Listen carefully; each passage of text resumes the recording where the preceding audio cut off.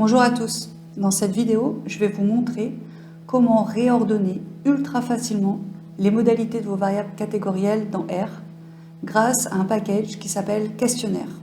Ce package questionnaire, il permet aussi de renommer ces modalités, toujours ultra facilement grâce à une interface dans laquelle on va avoir accès à des menus déroulants et aussi les variables seront sous la forme d'étiquettes qu'on pourra déplacer.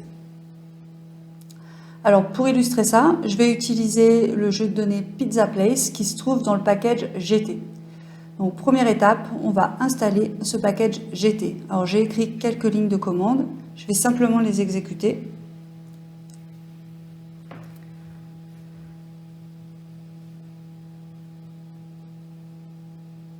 Voilà, le package est installé. Maintenant je vais l'ouvrir avec librairie GT. Et je peux avoir accès au jeu de données en utilisant la fonction view avec un V majuscule. Donc ici, on a accès au jeu de données. On voit que ce jeu de données, donc ça concerne des transactions de pizza, donc des commandes de pizza. Donc on a une première variable ID avec l'identification de cette transaction, de cette commande, la date à laquelle elle a été réalisée, à quelle heure, puis ensuite le nom de la pizza qui a été commandée. La taille de la pizza, quel est son type, et ensuite, à la fin, le prix de la pizza.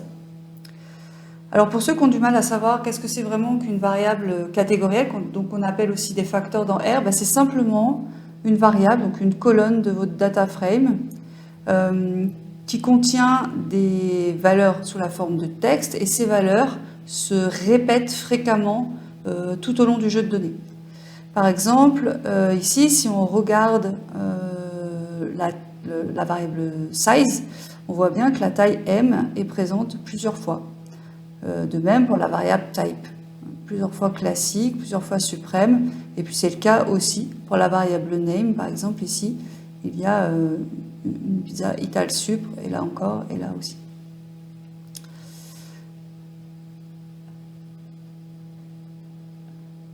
Alors, la première chose qu'on va faire, c'est de regarder comment R a considéré ces variables. Pour ça, on peut utiliser la fonction str qui veut dire structure. J'exécute cette commande. Hop, je modifie un petit peu ici pour que ça soit plus lisible. Donc, on peut voir que toutes les variables ici, donc ID, c'est une chaîne de caractères, CHR, date aussi, time aussi, name aussi, size aussi, type aussi, et le prix, variable numérique. Donc ces trois variables, name, size et type, pour l'instant, ce sont des chaînes de caractères et pas encore des facteurs. Donc ça, c'est ce qu'on va devoir faire, le transformer. On va devoir expliquer à R qu'en fait, on souhaiterait qu'elle soit de type facteur. Comment on fait ça? On utilise la fonction qui s'appelle as.factor. Donc je lui dis, la variable pizzaplace de name va devenir as_factor de pizzaplace de name. Pareil pour la size. Et encore la même chose pour la variable type. Je vais exécuter ces commandes. Voilà. Et maintenant, on va vérifier le changement. Donc, encore avec la commande str. Donc ici, je peux voir que la variable name est devenue un facteur avec 32 modalités. La variable size est aussi un facteur avec 5 modalités. Et la variable type, un facteur avec 4 modalités. Alors on peut regarder, si on s'intéresse à la variable size, quel est l'ordre de ces modalités, ou levels. Alors si on utilise la commande levels, ça permet de les voir. Alors voici l'ordre qui est pour l'instant considéré. D'abord le L, puis après M, S, XL et XXL. Alors par défaut, R emploie l'ordre alphabétique. Cet ordre alphabétique, vous voyez ici, ne correspond pas à l'ordre intrinsèque des choses, puisque la taille S est plus petite que la taille M, puis après c'est la taille L, puis après XL, et après XXL. Alors c'est un petit peu embêtant de ne pas avoir l'ordre intrinsèque qui correspond, d'avoir un ordre qui ne correspond pas à l'ordre naturel des choses, parce que si je fais un graphe, par exemple ici un box plot, où je vais représenter les prix en fonction des différentes modalités de la variable size, eh bien, je vais obtenir ce graphique-là avec l'ordre des modalités qui est l'ordre alphabétique. L, M, S, XL et XXL. Donc, c'est pas forcément très joli. C'est exactement ce qui va se passer aussi si on crée une table résumée. Là, je l'ai créée avec dplyr. J'ai dit, on va partir de Pizza Place, on va grouper les données par size, et puis ensuite, on va faire une table avec une variable moyenne, en demandant la moyenne des prix, une variable min avec le minimum des prix, variable max, le maximum des prix, et puis le nombre de données. Je vais exécuter ça pour vous montrer. J'ai oublié d'ouvrir le package dplyr qui est nécessaire parce que ça, c'est des fonctions de dplyr. Le group by et summarize, voilà. J'ai obtenu ma table. Donc ça commence bien par L, M, S, XL, XXL. Donc, ce qui serait chouette, c'est de pouvoir modifier cet ordre pour avoir S en premier, puis après M, puis après L, puis après XL, puis après XXL. Donc, on peut le faire bien sûr avec les fonctions de base de R, on peut aussi le faire avec les fonctions du package forecast. Moi, je vous encourage à utiliser ce package qui est vraiment très performant. Mais il y a encore une autre possibilité, cette possibilité, elle consiste à utiliser le package questionnaire.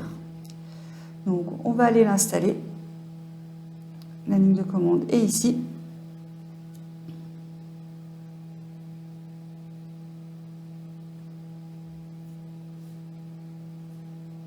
Voilà. Ensuite, on va l'ouvrir. Et puis, on va aussi ouvrir par avance le package forecast. Alors, ce package questionnaire, en fait, va nous permettre d'ouvrir une interface graphique avec des menus déroulants, avec les variables sous la forme d'étiquettes, et comme ça, on va pouvoir les réordonner ultra facilement. Pour ça, on va dans les add-ins. Donc, c'est plutôt dans la partie haut du logiciel, sur la 3e ligne. Si on compte ici le titre. Voilà, donc j'ouvre. Et là, donc on va avoir quelque chose qui qui s'intéresse à questionnaire. Donc on a une possibilité levels recoding, levels ordering et numeric range dividing. Ça c'est pour découper une variable numérique en plusieurs catégories. Donc nous pour l'instant on va s'intéresser au levels ordering. Je vais cliquer dessus. Donc j'arrive sur cette interface avec trois pages en fait qui vont s'ouvrir. Donc la première ici, variables et paramètres, ça me permet de définir sur quel jeu de données je veux travailler. Ici j'en ai qu'un dans mon environnement. Et puis ici sur quelle colonne. Donc c'est pas la variable ID que je souhaite réordonner, c'est la variable size. Et là ici il me propose de réordonner parce qu'il va me donner les lignes de commande, donc soit d'utiliser les fonctions de base, soit d'utiliser la fonction fct relevel de forecast. Donc moi je vais plutôt utiliser celle-là. Ensuite je vais dans la deuxième page, réordonner, et j'obtiens mes modalités sous la forme d'étiquettes. Je vais pouvoir déplacer comme ça. Donc je vais dire que c'est d'abord S, après c'est M, après c'est L, XL, XXL. C'est parfait. Et dans la troisième partie ici, je vais accéder au code à copier-coller dans la console pour pouvoir faire cette modification. Alors si j'appuie sur le bouton Done, je vais avoir tout ce code qui va venir dans mon script. Je vais faire les deux. Je vais le copier en faisant CTRL-C et puis je vais faire Done ici. Voilà. Vous voyez, ça l'a écrit automatiquement. Alors j'avais déjà écrit la première chose, c'est pour ça que je l'ai effacé, j'avais mis ce commentaire.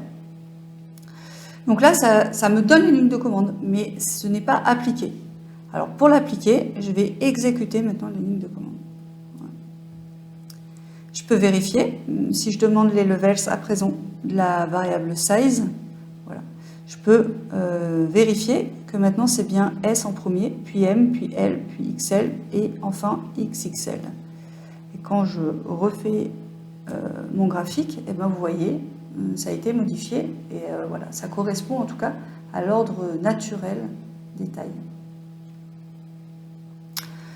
Alors on peut aussi, grâce à questionnaire, modifier toujours super facilement les noms de ces levels. Alors pour le faire, je vais pas mettre ça, je vais l'enlever, voilà, et on va le faire ensemble. Donc je vais dans Add-ins, je vais toujours au même endroit, je recherche questionnaire, voilà, c'est ici, levels recoding. Donc j'indique toujours que c'est ma variable size. Alors ici, il me propose de la renommer. Donc le code que je vais obtenir me permettra de créer une seconde variable qui s'appelle size-rec pour recoder. Oui, ça me convient très bien. Je pourrais écraser, mais ok, on va partir sur une seconde variable qui est créée. Et donc ici, je vais pouvoir choisir là encore quel type. Donc moi, je vais toujours travailler avec forcats. Et ici, que le type de variable, effectivement, je veux que ça soit un facteur. Je vais ici, et là, je vais pouvoir donner les noms. Donc S, peut-être je vais l'appeler enfant. M, je vais peut-être l'appeler normal. Voilà. Ici, on va l'appeler grande. Là, on va l'appeler très grande. Et puis là, on va peut-être l'appeler familiale. Voilà. De la même façon, je vais là dans la troisième partie, je peux copier-coller. Donc déjà, je peux vérifier que ça a bien fonctionné. Et ensuite, c'est pas que ça a bien fonctionné, mais voilà, ça me permet de voir ce qui va être fait en fait. Donc les anciens, S devient enfant, M devient normal, etc. Je recopie. Tac, je vais faire CTRL-C. Je peux aussi faire done, plus simplement. Voilà, et ça l'a écrit dans mon script. Ensuite, j'ai qu'à exécuter la ligne de commande. Et à présent, refaire le boxplot, mais plus avec la variable size, mais size-rec. Alors là, on ne voit pas une des modalités parce qu'il n'y avait pas assez de place. Voilà, j'ai pu recoder super facilement. Et là, donc, vous avez le code, comme ça, vous pouvez apprendre aussi tout doucement à le faire avec FCT Recode du package forcats. Voilà. J'espère que cette petite astuce vous a plu, que vous pourrez l'utiliser facilement. N'hésitez pas à me dire ce que vous en pensez dans les commentaires. À bientôt.